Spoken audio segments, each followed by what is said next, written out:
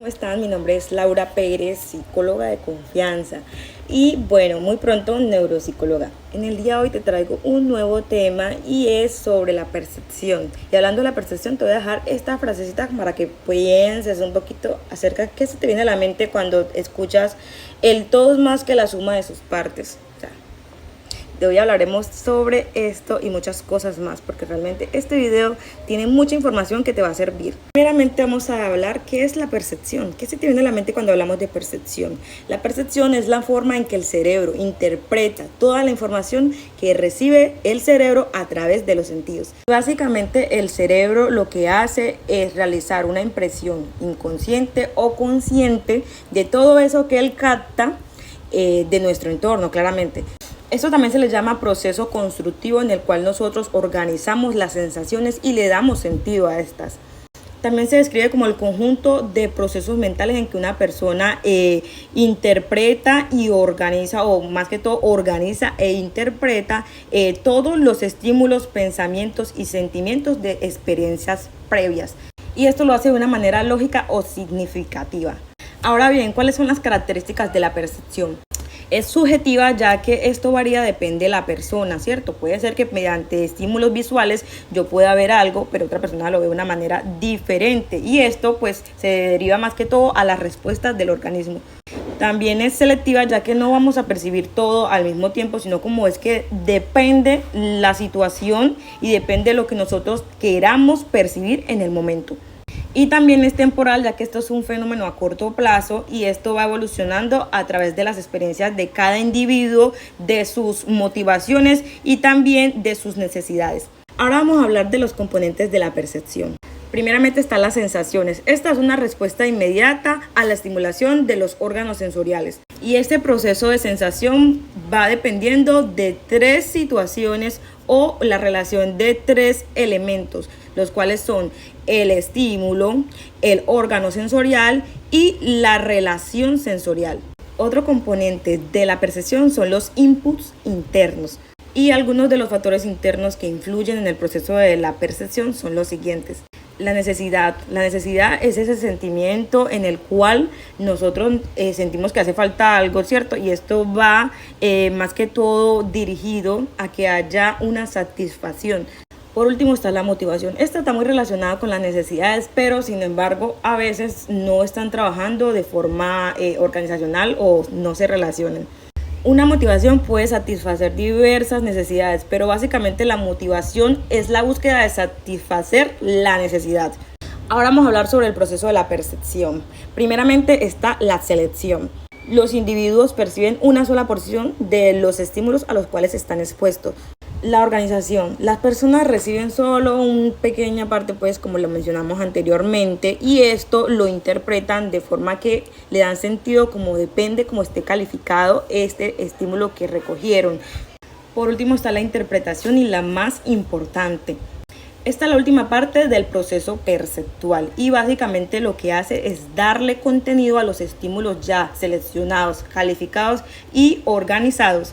Y la interpretación básicamente depende de las experiencias que haya tenido el individuo, de sus motivaciones, de sus intereses, de sus sentimientos. El conocimiento del mundo inicia por la entrada de información a través de los receptores sensoriales, que son estos que ustedes ven atrás de mí. Diversas estructuras como los órganos sensoriales, el tálamo y las áreas primarias de la corteza cerebral registran y codifican estímulos táctiles, espaciales, auditivos, olfatorios, gustativos y visuales que continuamente acceden a nuestro sistema nervioso. Sin embargo, el reconocimiento de los estímulos que forman nuestra realidad no solamente es sensorial, sino también gnóstico, ya que es necesario que los estímulos que identificamos inicialmente de forma fragmentada sean integrados para poder darles un significado. Ahora muy bien, los procesos para poder transmitir toda esta información se realizan de una forma eléctrica. Ahora muy bien, los mecanismos para poder transmitir información, hay unos que son químicos y otros que son eléctricos. Los potenciales eléctricos básicamente son denominados como potenciales locales y potenciales de acción, los cuales transmiten información de un lado a otro, pero dentro de una misma neurona. Y los mecanismos químicos denominados liberación de sustancia o neurotransmisor son utilizados para transmitir la información de una célula a otra célula totalmente diferente. Teniendo todo esto claro, vamos a hablar ahora de lo que es la transducción sensorial. Este es el proceso de transformación de los diversos tipos de energía, es decir, la estimulación sensorial, el cual transforma en impulsos nerviosos llevados a cabo por los receptores sensoriales. Teniendo claro esto, vamos a hablar de los tipos de receptores sensoriales. Estos se clasifican, depende el tipo de estímulo que son capaces de recibir. Los fotorreceptores básicamente están encargados de la visión, se encuentran pues en los ojos y estos detectan más que todo los estímulos luminosos, como son esta lámpara que tengo aquí. Los mecanorreceptores se estimulan por cambios mecánicos como son las presiones, contactos u ondas sonoras. En este mismo se incluyen también varios grupos como son los receptores de la piel, los músculos y las articulaciones, y también los receptores auditivos. Los quimiorreceptores básicamente captan la información de los cambios químicos. En este mismo también se incluyen lo que son los receptores del gusto y del olfato. Y por último están los termorreceptores, que como su nombre lo indica, detectan cambios en la temperatura, y en este mismo también influyen lo que son algunos receptores de la piel. Con el tema de la percepción vamos a hablar ahora de algo que se llama procesamiento subcortical. Este procesamiento viene de algo que se llama procesamiento de la información sensorial, y ese básicamente tiene más que todo apertura en el sistema nervioso central. En la mayor parte de los sistemas sensoriales, la información percibida por las señales neuronales inicia principalmente en las estructuras subcorticales, antes de alcanzar la corteza cerebral. Y es aquí donde se tiene lugar la percepción, o donde se cree que tiene lugar la percepción. La estructura subcortical principal del procesamiento de la información sensorial es el tálamo. Toda la información sensorial, a excepción de la información olfatoria, pasa por el tálamo.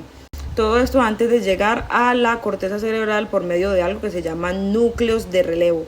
Primeramente está el núcleo geniculado lateral, que es del de la visión. Luego el núcleo geniculado medial, que es el de la audición. Siguiente es el núcleo ventral posteromedial, encargado del gusto e información somatosensorial.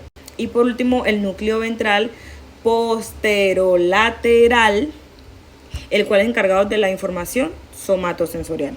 Bueno, entonces ya sabes que todo esto de la percepción, la verdad, es un proceso muy largo que implica muchos factores. Vamos a seguir adentrándonos a lo que es la corteza cerebral y el procesamiento cerebral.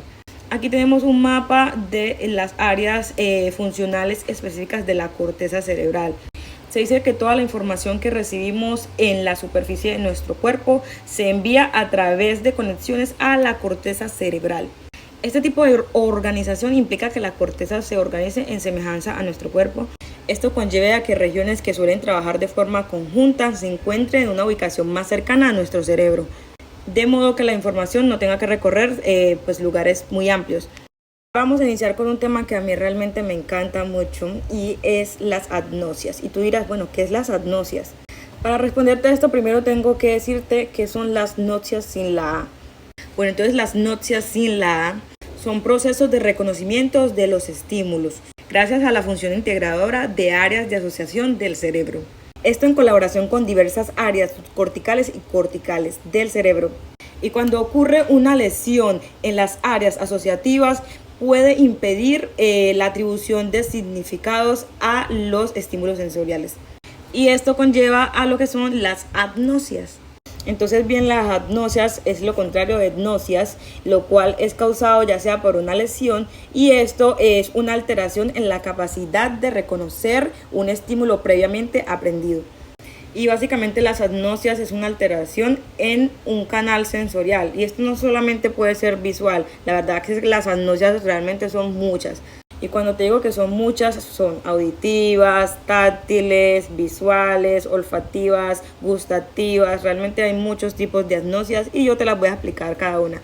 La agnosia implica una alteración en el reconocimiento de un canal sensorial, pero no de los otros. Por eso es que están divididas en varios tipos. Bueno, entonces iniciaremos con las agnosias visuales. Esta básicamente es una dificultad en el reconocimiento visual de objetos y otras categorías relacionadas como objetos, personas, colores. estando suficientemente conservada la agudeza visual y la capacidad de rastreo, así como las funciones visuales superiores y el lenguaje visual. Las de la agnosia visual son las siguientes: ausencia de defectos visuales que justifiquen la agnosia, aunque es frecuente que se acompañen de trastornos sensoriales como la hemiagnosia y cuadrantagnosia. Lesiones en el área de asociación visual, en este caso son las áreas primarias según Brodmann 18 y 19. No hay déficit atencional ni en el estado de conciencia que justifiquen el cuadro agnóstico. Además, el nivel mental está totalmente preservado. Antes de la lesión, la persona podía identificar y darle significado a los estímulos visuales percibidos. En 1895, Lysander propuso la existencia de dos modalidades de agnosias visuales. La primera es la agnosia aperceptiva. La agnosia perceptiva básicamente es la incapacidad de percibir y dar significado a una imagen, esto consecuente a una lesión en el hemisferio derecho. Y esto básicamente impide reconocer figuras geométricas, caras y objetos. Y básicamente esta capacidad mejora cuando las imágenes están en movimiento. La agnosia asociativa, la capacidad de percepción está totalmente intacta, pero existe una desconexión entre el sistema visual y el sistema límbico. Es una dificultad para dar una correcta atribución semántica, es decir, incapacidad para atribuir significado a los estímulos visuales. Las dos modalidades, vamos a iniciar con los tipos de agnosias visuales. Primeramente está la agnosia visual para los objetos. Entonces, esta agnosia básicamente es como una incapacidad para poder identificar un objeto específico o también dibujos de objetos reales. Y esta básicamente es ocasionada por lesiones bilaterales posteriores que están en los lóbulos occipitales.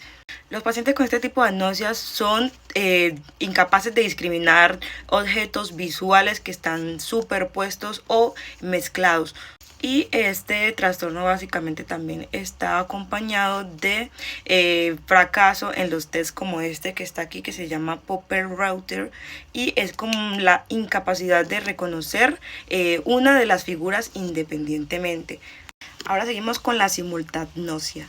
Es la incapacidad de interpretar el significado de un dibujo o de un objeto de manera global, pero sigue estando preservada la manera o la capacidad de poder percibir sus partes de manera aislada. El sujeto percibe las imágenes como un conjunto de detalles aislados sin conexión. También se produce la dificultad para una síntesis, es decir, por ejemplo, para poder recordar una película, ya que el paciente solamente recuerda detalles o cuadros aislados. Por ejemplo, si a él se le presentan unas gafas, él lo que va a decir es que hay un círculo, un palo, otro círculo y una barra transversal, y lo interpreta como una bicicleta. La simultagnosia está causada por lesiones en el área occipital, específicamente en el hemisferio derecho. Vamos con una que es muy interesante, que se llama prosopagnosia. Esta específicamente es como una incapacidad para poder reconocer los rostros. La verdad es algo súper complejo porque inclusive no puede reconocer su propio rostro ni de los familiares. O sea, es un tipo de agnosia totalmente rara. Hay otros aspectos de procesamiento visual que permanecen intactos, como es la discriminación de objetos y el funcionamiento intelectual, la toma de decisiones. Este trastorno fue inicialmente identificado en el año 1860, aunque la denominación de prosopagnosia fue oficialmente propuesta por Bodamer en el año 1947. Este término originalmente se refiere a una condición posterior a un daño cerebral agudo, como es prosopagnosia adquirida, pero también existe una forma del trastorno congénita o desarrollada. Diversas variantes de prosopagnosias. Una de ellas es la dificultad del reconocimiento de caras conocidas, como lo mencionamos anteriormente, de familiares. La otra es la incapacidad de reconocer el propio rostro, siendo esta una variante de mayor gravedad. La zootnosia, que viene siendo la incapacidad para reconocer animales de compañía o poder distinguirlos de una especie entre sí. Y por último, la distinción de reconocer pues la categoría de una marca de objetos, ya sea comerciales o logotipos que ya previamente han sido identificados.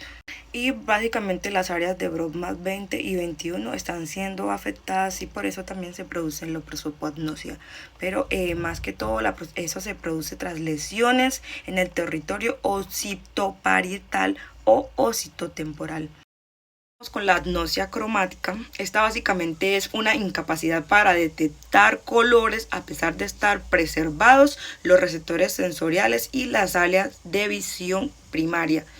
Esta no se presenta aisladamente, sino que habitualmente junto con otros tipos de agnosia o formando parte de un trastorno neurológico. Esta se origina por un traumatismo craneoencefálico o por accidentes cerebrovasculares. Se pueden distinguir varias modalidades para las agnosias cromáticas. Bueno, la cromatopsia, también llamada ceguera cortical para los colores, y consiste básicamente en la pérdida de la capacidad de distinguir colores o identificar los colores. Si esta es leve, los colores se pueden identificar con un brillo más bajo, pero si esta es grave, solamente se pueden identificar, así como esta imagen de aquí, en tonos grises. Sigue una que es muy parecida al título principal, que se llama agnosia para los colores o también llama agnosia cromática. Esta básicamente es una incapacidad para la clasificación y la ordenación de los colores. Los pacientes con este tipo de agnosia son incapaces de poder realizar una asociación de forma o color o de colorear un dibujo de modo correcto, es decir, un banano pintarlo amarillo o un tomate pintarlo rojo. Ahora continuamos con la atlepsia agnóstica. Este tipo de atlepsia se puede reconocer como la incapacidad de reconocer las letras, pero pues no pueden leer las palabras, aunque pueden conservar la capacidad de escribirla espontáneamente. Del mismo modo, su capacidad de escribir al dictado. Por último está la agnosia del movimiento. Esta es muy poco habitual, ya que se caracteriza por la imposibilidad de reconocer un objeto cuando éste se encuentra en movimiento. Bueno, ahora vamos a pasar a otro tipo de agnosia que se llama agnosia auditiva. Y esta básicamente se define como la dificultad para poder reconocer el significado de los estímulos acústicos no verbales. Esta, al igual que las demás agnosias, básicamente pues se producen con personas que no tienen ningún deterioro cognitivo, y las agnosias auditivas son más frecuentes y las mejor estudiadas. Entonces existen varios tipos de agnosias auditivas. Está la agmusia, que básicamente es la incapacidad para reconocer tonos o ritmos musicales, además de poder reproducirlos. Está la agnosia para los sonidos, que es una incapacidad para identificar sonidos no verbales, familiares o como el teléfono. Está la agnosia verbal, que es para las palabras, es una dificultad a la hora de reconocer e identificar los sonidos verbales. Y por último está la agnosia afectiva o emocional, que es la incapacidad para identificar el mensaje emocional que llevan consigo los discursos. Vamos con otro tipo de agnosia que se llama agnosias somatosensoriales. Esta básicamente es causada por una lesión en las áreas somestésicas situadas en las zonas parietales posteriores. Igualmente también no hay ninguna interrupción en los receptores sensoriales para el tacto, asimismo como las áreas somestésicas de la corteza parietal. Bueno, esta también contiene varios tipos. El primero es la asterognosia. Y esta básicamente es la pérdida de la capacidad para reconocer las cualidades físicas de un objeto, ya sea el peso, el tamaño, la forma, la densidad o la textura. Bueno, esta fue escrita en el año 1885 por Wernicke, y él identificó dos modalidades de asterognosia. La primera es asterognosia primaria, y básicamente es una incapacidad para reconocer las características táctiles de un objeto. Y ya la segunda se denomina asterognosia secundaria o asimbolia. Y esta básicamente sería la verdadera asterognosia. El sujeto es incapaz de atribuirle un significado al objeto palpado mediante el tacto, a pesar de que no está alterada la capacidad sensitiva. Ahora continuaremos con un tipo de agnosia somatosensorial que se llaman agnosias táctiles. Esta básicamente es como la incapacidad de reconocer objetos al tacto a pesar de preservar la percepción primaria. Generalmente es un defecto unilateral por lesiones en la corteza parietal inferior contralateral. Y esta también tiene unas subdivisiones. La primera se llama barognosia y esta básicamente es la incapacidad para estimar el peso cuando se coloca en la mano afectada y está producida por accidentes vasculares que afectan las áreas parietales de asociación. La siguiente se llama autopagnosia y básicamente es un trastorno del esquema corporal que impide reconocer partes del cuerpo bajo órdenes o imitación. Las personas afectadas con esto son incapaces de identificar o tocar partes del cuerpo ante una orden verbal de otra persona, pudiendo manifestarse el problema ante el espejo o sobre el examinador. La siguiente se llama agnosia digital y esta básicamente es como una pérdida en reconocer, identificar, seleccionar y orientar los dedos de las manos y las del explorador. Siendo considerada como una modalidad menor de autopagnosia, la agnosia digital afecta los dedos de ambas manos y forma parte del síndrome de Hirschsprung. Bueno, entonces la última de las agnosias somatosensoriales se llama agnosia espacial y esta básicamente es un déficit de orientación topográfica y las personas que tienen esto tienen una incapacidad para reconocer lugares familiares o dificultad para orientarse en el espacio donde se desenvuelven.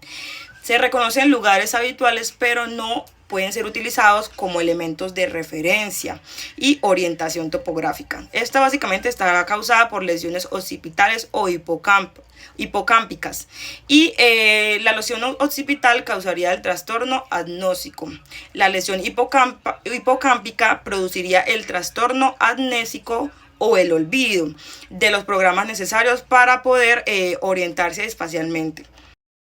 La última de las agnosias es las agnosias olfatorias y esta básicamente es una pérdida temporal o prolongada en la capacidad de poder identificar olores. Hay que recalcar que a diferencia de otros sentidos, el olfato está muy infravalorado porque su presencia en nuestra especie no resulta ser algo como tanta importancia para la comunicación y la supervivencia, a diferencia de lo que es la vista y el oído, por lo que frecuentemente los trastornos olfatorios resultan ser muy poco diagnosticados. Bueno, existe algo que se llama anosmia y esta básicamente pues es como la incapacidad de poder percibir lo que son los sabores. En sí, la pérdida de capacidad olfatoria puede deberse a diversos factores: degeneración o lesión del nervio olfatorio, traumatismos craneoencefálicos, tumores en la base del lóbulo frontal, degeneración de los órganos periféricos del sentido del olfato, desviación del tabique nasal, alergias, resfriados comunes, pólipos nasales, toxinas bacterianas, anosmia congénita. Anosmia, como ya lo mencionamos, viene siendo como una pérdida total del sentido del olfato y estas se clasifican según su semiología o su localización del problema. La primera se llama hisposmia y esta básicamente es como un déficit parcial, percibiendo pues la capacidad olfatoria, aunque de un modo disminuido. Y esta más que todo es frecuente como son los procesos como catarro, rinitis o cuadros alérgicos. La otra se llama anosmia selectiva y esta básicamente es cuando la pérdida del olfato se refiere solamente a algunas determinadas sustancias y olores. La hiperosmia trata básicamente de la presencia de una exagerada capacidad para la discriminación de diferentes olores. La siguiente se llama parosmia y esta consiste en una percepción errónea de los olores y esta más que todo se produce cuando hay presencia de algunos tumores cerebrales. Y la última se llama cacosmia, que esta básicamente es muy habitual en las personas que tienen rinitis atrófica o sinusitis crónica. Bueno, entonces todo esto es el tema de la percepción, todo lo que se lleva a cabo y espero te haya quedado muy clara también todas las alteraciones que se pueden causar por algún daño cerebral.